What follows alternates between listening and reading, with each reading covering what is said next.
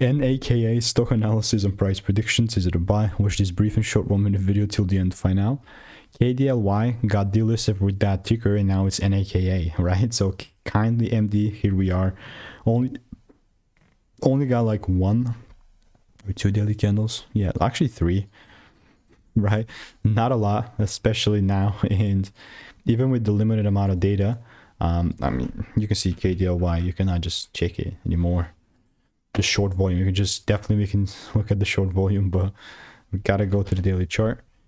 And I'm not gonna come here and just talk about that, especially when we only have 3 freaking candles.